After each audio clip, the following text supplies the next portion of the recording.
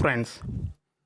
Today we faced a test on four kinds of meaning by I.A.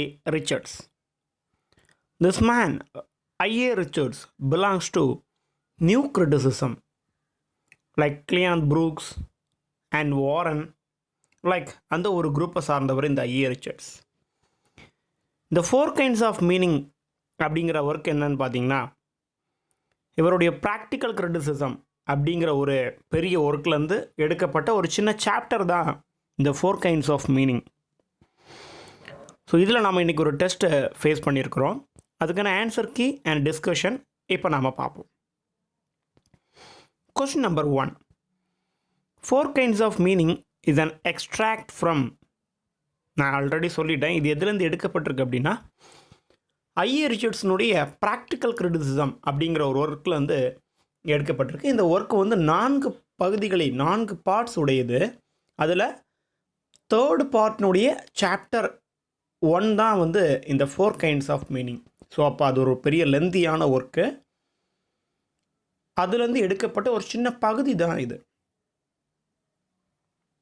இந்த மொத்த ஒரு ஒர்க்கினுடைய theme அப்படின்னு பார்த்தீங்கன்னா, totally meaning is blend of contributory meanings. நிறைய மீனிங்ஸ்னுடைய ஒரு பிளெண்டிங் தான் ஒரு மீனிங்கை கரெக்டாக கொடுக்கும் அப்படிங்கிற ஒரு தீமோடு இது அமைஞ்சிருக்கும். Question number 2. 4 factors of meaning. 4 kinds of meaning. அந்த 4 கைண்ட்ஸ் என்னென்ன? 1. Sense, feeling, tone and intent. இந்த 4 ஃபேக்டர்ஸை வச்சு தான் இந்த எஸ்ஸே முழுக்க அவர் வந்து டிஸ்கஸ் பண்ணி போயிட்டே இருப்பார். Question number 3. Richards use the passage bats that entering by the chimney to compare. எதை வந்து ஒப்பீடு பண்ணுறதுக்கு இந்த ஒரு பேசேஜ், பறவைகளெல்லாம் அந்த புகைப்போக்கிக்குள்ளே என்ட்ராகிறது மாதிரி அப்படிங்கிற ஒரு ஃப்ரேஸை யூஸ் பண்ணியிருக்காரு அப்படின்னு பார்த்தீங்கன்னா, ஃபர்ஸ்ட் அந்த ஃப்ரேஸினுடைய மீனிங் பார்த்துருவோம். புகைப்பைக்கு மேலே பேர்ட்ஸ் உள்ளே போய் ஒரு கூடு கட்டி வாழும் அப்படின்னா, அது அந்த இடத்த விட்டு திரும்ப வெளியே வர்றது it's a very danger thing. அதனால் அதுலேருந்து வெளியே வர முடியாது, ரொம்ப கஷ்டப்படும்.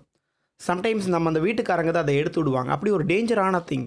அந்த மாதிரியான ஆள் இங்கே யாருன்னு பார்த்தீங்கன்னா, the readers, those who are unaware of getting the good or real meaning.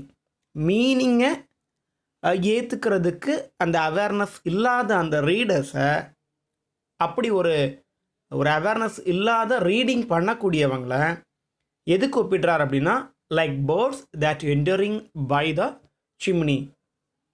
Question number 4. How many difficulties encounter by a reader while reading. ஒரு வாசகர் ஒரு ரீடிங் வந்து பண்ணும்போது அவருக்கு எத்தனை பிரச்சனைகள் இருக்குதுன்னா, அக்கார்டிங் டு I.A. ரிச்சர்ட்ஸ் அவர் 10ன்னு சொல்லி கொஞ்சம் விஷயங்களை என்னென்ன டிஃபிகல்ட்டி 10 டிஃபிகல்ட்டி இருக்குது. சென்டிமெண்டாலிட்டி, இன்ஃப்ளூயன்ஸ் ஆஃப் இர்ரெலவன்சஸ், சென்ஷுவஸ் அப்ரிஹென்ஷன் அப்படின்னு ஒரு 10 விஷயங்களை அவர் லிஸ்ட் அவுட் பண்ணுறாரு. ஆனால் அது அவர் இந்த எஸ்ஸேயில் சொல்ல மாட்டார்.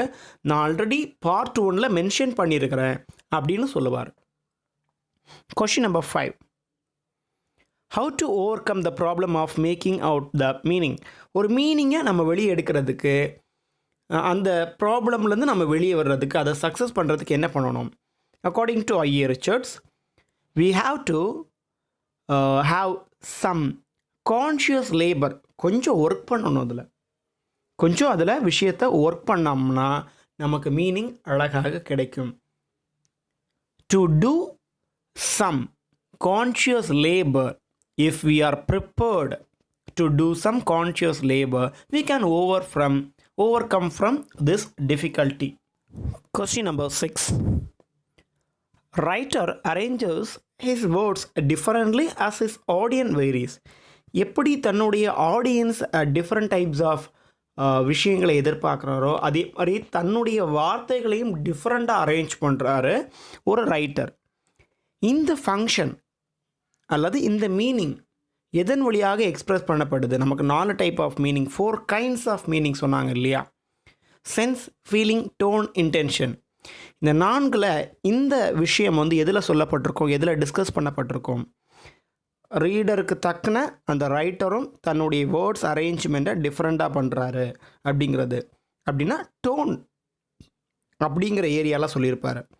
டோன் எப்படி அந்த ரீடர் விரும்புகிறாரோ அதுக்கேற்ற டோனில் ரைசிங், ஃபாலிங், அவர் என்ன விருப்பப்படுறாரோ அந்த ஆடியன்ஸ் அவனை சுற்றி இருக்கக்கூடியவங்க என்ன விருப்பப்படுறாங்களோ அதற்கேற்ற மாதிரி அரேஞ்ச்மெண்ட்ஸ் ஆஃப் வேர்ட்ஸ் இருக்கணும். Question number 7. Among the 4 functions, 4 meanings, dash may be conscious or unconscious. The last one, intention. Intention வந்து கான்ஷியஸ் ஆகவும் இருக்கலாம், சம்டைம் அன்கான்ஷியஸ் ஆகவும் இருக்கலாம். இன்டென்ஷன் மேபி சம்டைம்ஸ் வந்து அது கான்ஷியஸ் ஆகவும் சம்டைம்ஸ் அன்கான்ஷியஸ் ஆகவும் இருக்கலாம். இந்த இன்டென்ஷன் தான் ஒரு எய்மை க்ரியேட் பண்ணக்கூடியது. ஒரு இன்டென்ஷன் உள்ள ஒரு உணர்வு, அதுதான் ஒரு எய்மை க்ரியேட் பண்ணக்கூடியது. டோனோ ஃபீலிங்கோ சென்ஸோ இந்த கான்ஷியஸ் ஆர் அன்கான்ஷியஸில் வர்ற மாதிரி இருக்காது. Question number 8. In political speeches, a dash is unmistakably predominant. எது கட்டாயம் பொலிட்டிக்கல் ஸ்பீச்சஸில் இருக்கும்? ஆப்ஷனாக நம்ம எடுத்துக்கிறது அந்த 4 மீனிங்கே எடுத்துக்கலாம். Nothing but intention. Okay. Furtherance of intention. Furtherance means developing of intention. இது பொலிட்டிக்கல் ஸ்பீச்சஸில் நிறைய இடங்களில் இருக்கும். அண்ட் ஃபைனல் எஸ்ஸேல ஐயர் ரிச்சர்ட் சொல்லக்கூடிய கொஷின்ஸ் இனி நம்ம பார்க்குறோம். Question number 9. In poetry dash may dominate. Political ஸ்பீச்சில் எது டாமினேட் பண்ணிச்சுது? இன்டென்ஷன் டாமினேட் பண்ணிச்சுது. அப்போ பொயட்ரியில் ஃபீலிங்ஸ், ஏன்னா நம்ம எழுதக்கூடிய நம்ம படிக்கக்கூடிய பொயட்ரி எல்லாம் ஒரு அப்ட்ராக்ட் திங்ஸை பேஸ் பண்ணியிருக்கும். ஃபீலிங் உணர்வு பூர்வமான ஒரு விஷயம். ஸோ உணர்வு சார்ந்த ஒன்று தான் poetry. Last question. In psychological fiction, sense interfere with எதனோடெல்லாம் இன்டர்ஃபியர் பண்ணும்? இடையீடு பண்ணும், தலையீடு இருக்கும். With feeling and tone. Intention கூட அது இன்டர்ஃபியர் பண்ணாது. ஓகே, ஃபீலிங் அண்ட் டோன் இந்த 2 கூட தான் சென்ஸ் வந்து இன்டர்ஃபியர் பண்ணும். Dear aspirants, that's all about today's discussion. If you have any comments, if you have any feedback related to today's discussion and questions, please comment it in the comment box. Thank you.